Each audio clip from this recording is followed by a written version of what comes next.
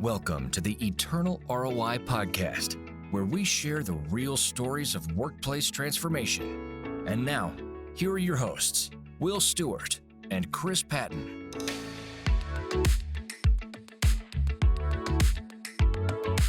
Welcome to the Eternal ROI podcast. Good to have everybody watching and listening along. I'm Will Stewart, joined as always by Chris Patton, CEO of His Way at Work. Hey, Chris. Will, how are you doing today? Doing great. We have a different show today.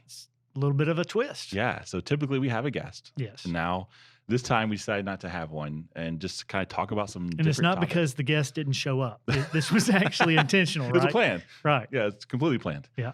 But yeah, there's some topics that we thought it'd be fun to just kind of dive in, do a little bit of a deep dive, pick your brain, and talk about these different things. So these will be shorter episodes. Yeah, that's true. So the one we thought we'd talk about today is the biggest common mistakes, the 10 most common mistakes that business owners make. And there's a bunch of them. There are a bunch. And we thought we would talk about them kind of in three different ways. We'd talk about what that symptom is that you can, if you're walking around your business and you say, am I making this mistake?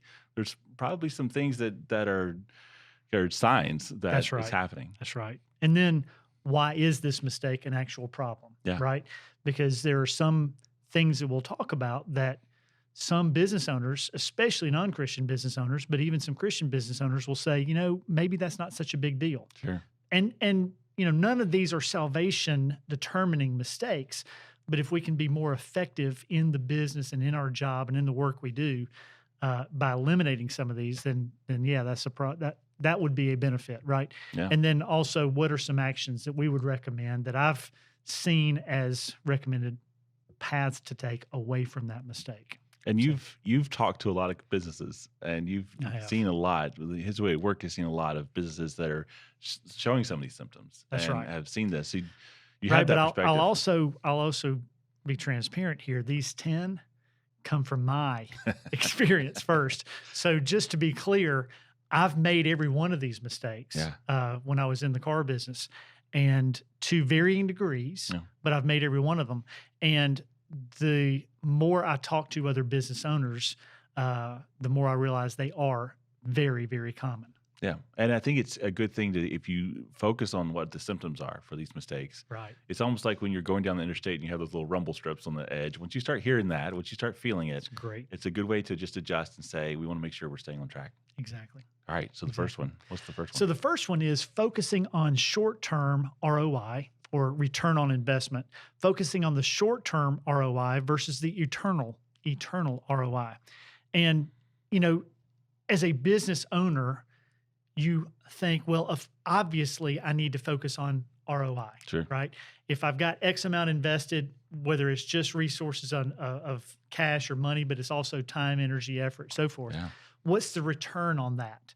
And in most cases, we're looking at a monthly return, quarterly return, annual return. But the picture here, the short-term ROI, is that even a 5 to 10 year ROI in this picture is short-term. Yeah. Because the opposite of that is the eternal ROI. What is the 1,000-year return on investment? Right. And so as a business owner, what we want to make sure of is that we're focusing not just on the short term. We have to do that, right? We can't be running a business that's not profitable and say, well, that's okay because I've got this eternal impact. Well, you won't have it for long. That's true. Right? Because you won't have a business. Yep. So the short-term ROI is critical. What we're saying here is if you're focusing on that instead of a balance between them. Yeah.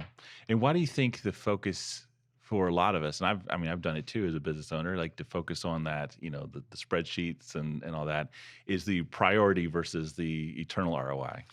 Well, number one, the bank calls, right? And your payroll has to run, and you've got to have inventory. You've got to have resources to run the business. So the short term is the immediate, the urgent. Yeah. It's also important, but the eternal is important, just doesn't always seem immediate or urgent, right?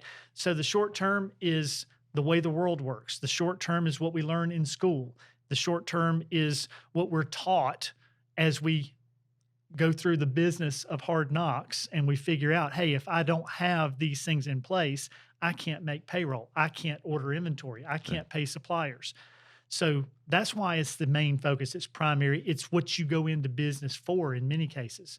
But the eternal is also critical. Yeah. So what are some other symptoms that are present in the company? So symptoms, I would say, number one, if you look at your company's KPIs, key performance indicators, if you look at the metrics that you use to run the business, if you look at your compensation systems, policies, how do you praise and reinforce that mission of your company? If you're only doing that focused on 30, 60, or 90-day financial metrics or business metrics, and you don't have anything built into that rhythm of reporting, that rhythm of focus that is eternal based, that's a pretty clear symptom that you're primarily or only focused on the short term. Others might be the leadership team, and your employees themselves would confirm that your focus as the leader is only on those things. Now, they're going to complain at times, you're too hard on us about sales or about this or about that. Yeah. But if you ask them, say, what else does he or she talk about? And there's really nothing else. Could be a problem. Another one we had listed here is the company's allocation of resources. So if you look at not just money, but time, energy, effort, training, right?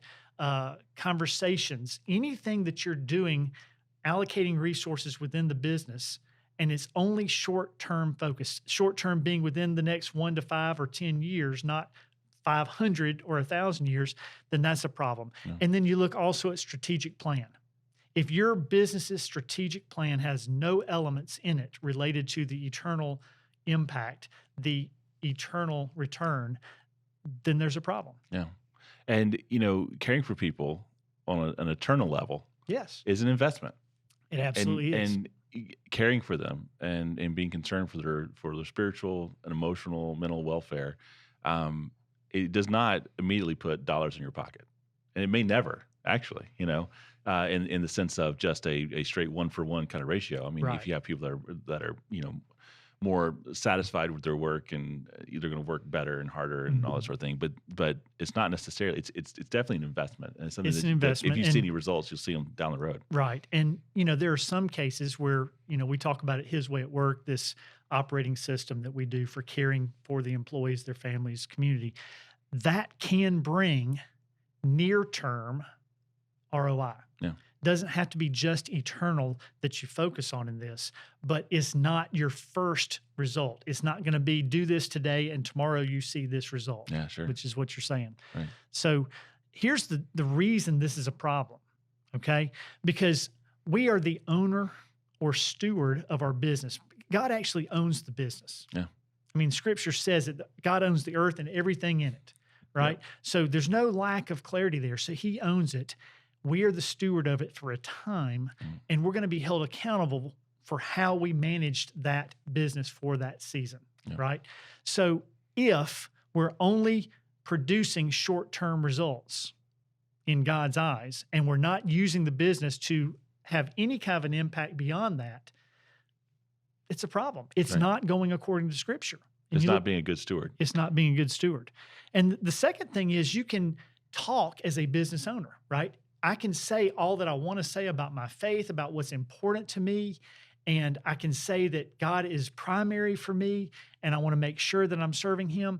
But if my work hours only focus on the short term, if my mouth only says things about the short term, if my actions only reflect short-term focus, then I'm out of alignment. I'm saying one thing and doing another. And all the people that don't know God yet, here is hypocrisy. Right. And I'm a hypocrite, all right? I'm not saying I'm not, but to any point where I can avoid that or eliminate hypocrisy, eliminate my mouth saying one thing, my body doing another, I want to be able to do that, right? The other thing I would tell you is God's word says we can't serve God and money. We can't do both. I'm not telling you in this problem or this issue to only focus on eternal ROI, not short term, but you can't serve God and the short term, right? You've got to have Him first, and in that you've got to have a balance here between these two. And he takes care of the short term as we care for the long term. Golly, no doubt. And I've seen that in my life. I've seen that in my business. I know you've seen it in yours. It's just hard to recognize that, acknowledge it, and live into that in the short term. When there's a crisis, it's hard to let go and know that he's going to provide. Yeah. Right. And that goes back to your first point, which is, we're not the owners of our business, and whether we recognize that or not, and whether we acknowledge that or not, it doesn't change the facts. You know, and I've been on a journey for 20 something years now of recognizing it and acknowledging that. Yeah. I know it. I know the facts. And most of the time, I hope it's most of the time, I'm living that out. Sure. But so often I get caught up in the short term. I get caught up in the urgent and the immediate. And I forget it's his. Yeah. And I've tried to grab that steering wheel and take control again, and it doesn't work. It doesn't. And no matter how you try to jerk the steering wheel, it doesn't move, Yeah. It's like, okay, this is God's hands on this. Yeah. So the fourth one is we're told to be storing treasures in heaven, not here on earth. Yeah. Yeah. And the eternal ROI is putting treasure in heaven, right? It's impacting lives, pointing them to God for an eternal relationship with him.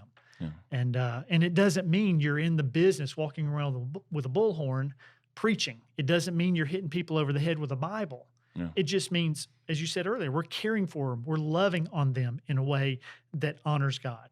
And over time, our prayer and our hope is, because we're also praying for them. Yeah. And over time, our prayer and our hope is that they ask why. Yeah. And they say, wait a minute, the last 3 jobs I've had, they didn't do all this. Why are you doing this? Yeah.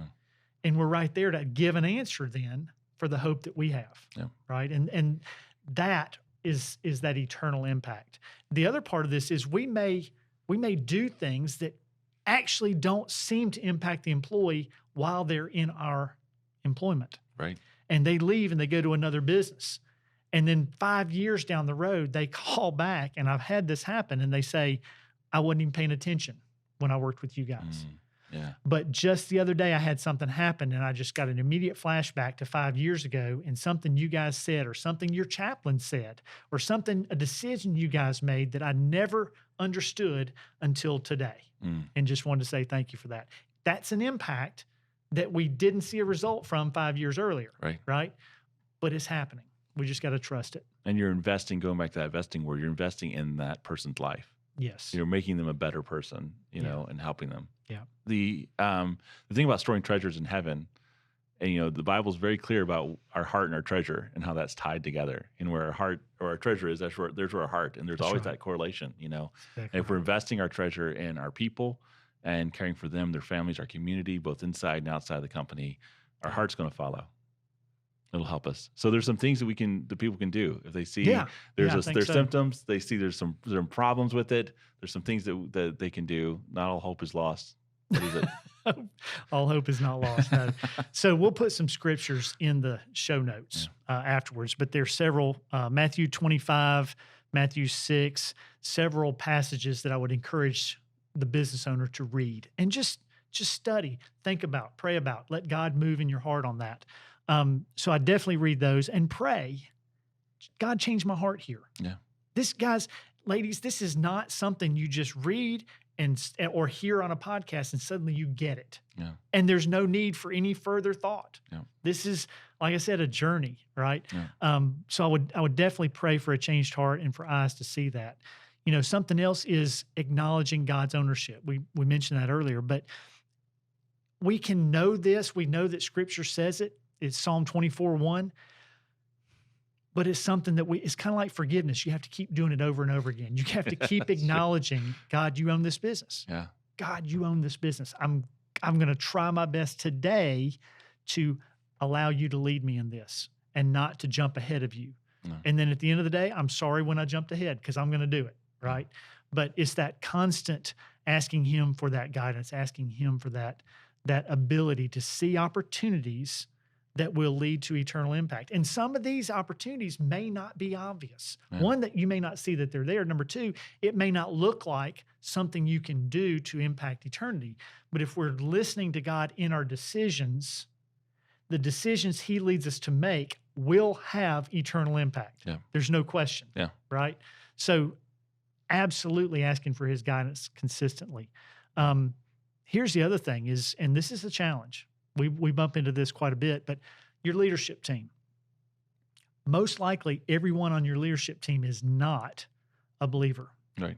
Or they may believe in God, but they're not comfortable with some of the things you believe. Yeah. Worst case, they may think you should have red carpet in the sanctuary and you think green carpet, right? There's going to be a difference. So we've got to get our leadership team in alignment around our thoughts and actions here. So while most leadership teams are made up of a mix, they can come around the idea of let's care for and love on our employees. Yeah. Let's treat our employees and their families in a way that for us says this honors God. Yeah. For them just says it's the right thing to do. Right? It's the golden rule. It's the golden rule. And so they'll come in alignment on that when they may not come in alignment on the beliefs that you have. Don't try to force the belief part of it. Just get them in alignment around this other. And once you start down that path and they start seeing, there's some business results here. Yeah. Eventually, you'll start seeing a culture change and you'll start seeing people impacted for God that you never would have guessed. Yeah, absolutely. It's powerful. Yeah. And it's one of those things where it's risky. There's no doubt. It's you're sticking your neck out. You're doing something uncomfortable. You're being part of something that's not done a lot. I mean, this isn't something that a lot of people choose to keep their faith, within and be like, well, I'm just going to, focus on this short-term ROI. Sure. But if you step out and you start having honest conversations with people and saying like, hey, I realize that maybe my words and my actions aren't quite matching. I'm focused a little bit too much. Can you help me here? Hold me accountable. Right. Even if they don't believe, frankly, especially if they don't believe, they'll be more likely to hold you accountable. They'll watch you like a hog and they'll tell you. And then when they see you make a change because of something they brought to you, when they say, Will, you're so harsh on John over there and you're saying one thing, but you're wearing him out. And you know what? You say, you know what? You're right. And the next moment you apologize to John or you make a change and they go, man, this guy's serious. Yeah. There's impact. It may only be just a tick, one move, one little inch of a movement for them, but they're seeing something in you they're not seeing in the world. And that is the essence of Christianity. That's where it's we are broken people that need a savior. We need forgiveness. Yeah. And we're making broken decisions all the time and saying like, hey, I made a mistake and saying I'm sorry. That's it. So yeah. So something else I would suggest, and this gets challenging, and in some cases it's got to start with baby steps, but is reallocate some of your resources. Start testing God. I mean, in Malachi, God's talking about bringing the tithe into the storehouse, but he says, test me in this and see if I won't throw open the floodgates of heaven, right? Test God in this. Start putting some of your resources toward an eternal ROI. Just little things. Start doing some little things. I just came back from Georgia and our family business is sponsoring a dragon boat race. It's an incredible event. It's huge, and it's benefiting an organization called the Harmony House. All right. Now, this organization is a shelter for domestic violence, shelter for women and children, and they do phenomenal work, and it's Christian-based. So we're doing an event. It's a community event. 2,000 or 3,000 people show up, right? It's a big investment to sponsor that event. And we started the sponsorship of that event 4 or 5 years ago for the purpose of benefiting this organization and helping them to leverage that sponsorship and make more money, right? So it was a risk. It had some short-term ROI benefits because there is goodwill and there is marketing happening, but the core of it was about that mission. Yeah. And to see them after 4 or 5 years, the growth that they've had and the opportunities that they've had, it was a risk that we took that is paying off in spades. Yeah. And I love that kind of an opportunity. So while there is some risk in it, there is some alternative benefit to it. So it wasn't all on, I'm just going to toss money out there and see what happens, right? So start trying some things like that. Try some things that might be a little bit unusual. And then pretty soon you're going to see that, hey, where I put my resources, where I put my treasure, where I put those things, that's where my heart is, right? And you'll start to see some change there. That's great. That's great advice. It doesn't have to be perfect all at once. No, you know, it no, doesn't it have to doesn't. be like comprehensive even. No, It doesn't need to be where you want to be in 10 years. Just start. just start. Do And it's something. baby steps, right? Yeah. So something I would make sure to say, I said this a few minutes ago, but there's a warning in this issue. We can't turn away from the short-term ROI, ignore it, and focus solely on the eternal ROI. In the old days, back in the day, they would say, you can't be so heavenly minded that you're no earthly good, right? So you still must have profitability. Yeah. Your business to thrive, to grow, to continue must have healthy growth and healthy profit. Yeah. That's not a bad word. That's not a bad thing to focus on. The issue here is focusing only on that Right. and not on the other. 100%. Put a balance together. Start working toward that eternal, and you'll start seeing, I believe you'll see some huge opportunities, some huge impact. And that leads us to our second common mistake of the 10 that business owners make, which is fearing financial loss. Man. Which, I mean, like, I think is naturally inbred in anybody that starts a business. You know, you want to survive. That's right. You want to make it.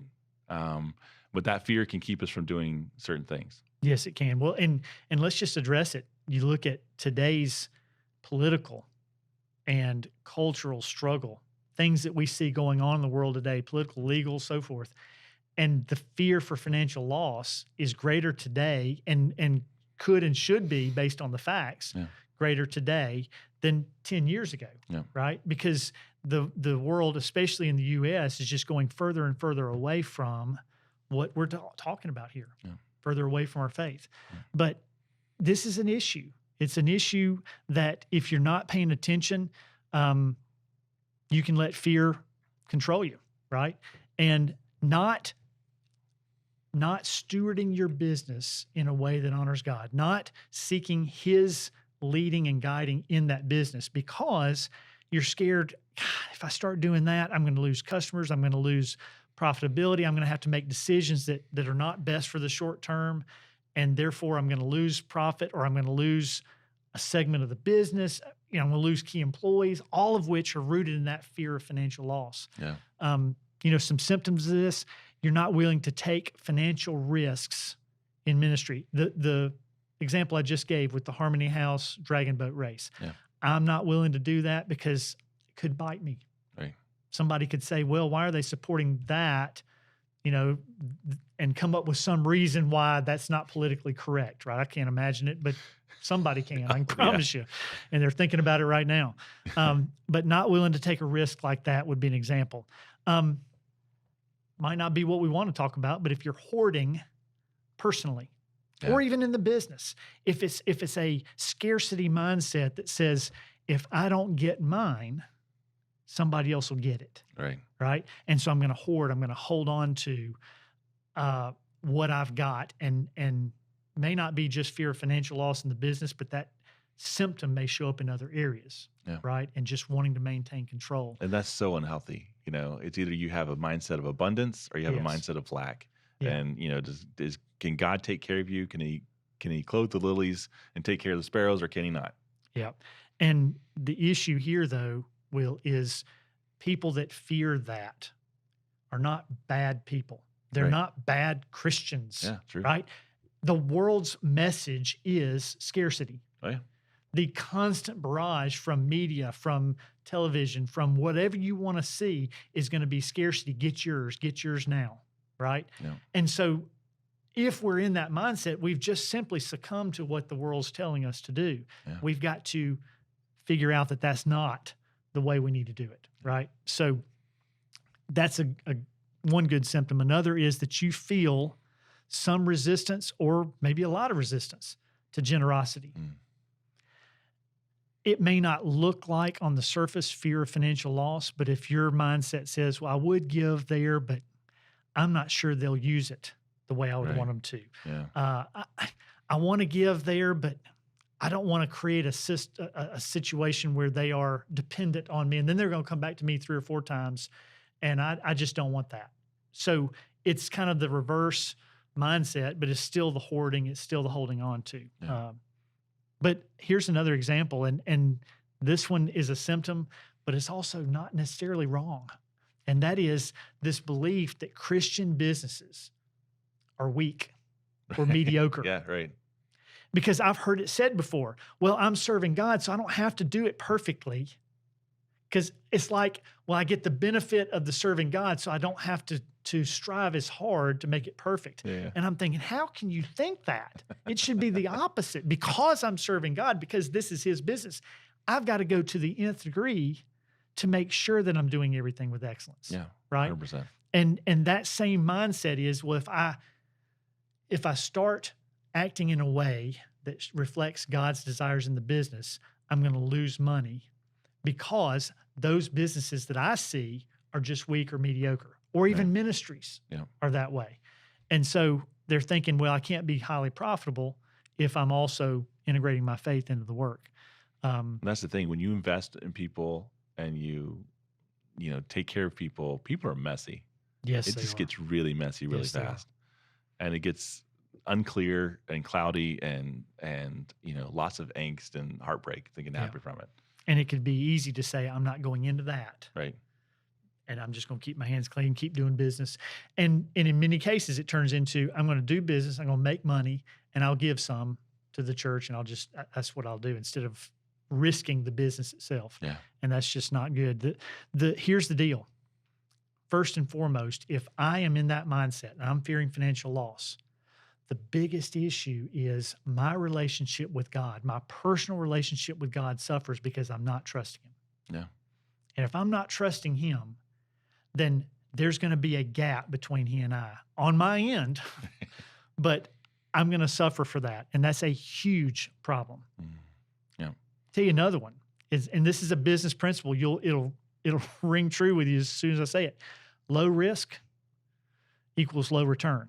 Absolutely. Right? So if we're not willing to take some risk, some financial risk for this EROI, we say, then we're going to get a low eternal return, if at all. That's a Bible principle with the parable of the talents. Exactly. Yeah. It's exactly it. Yeah. And we've got to take those parables to heart to say, this is how I need to operate in the business. Yeah.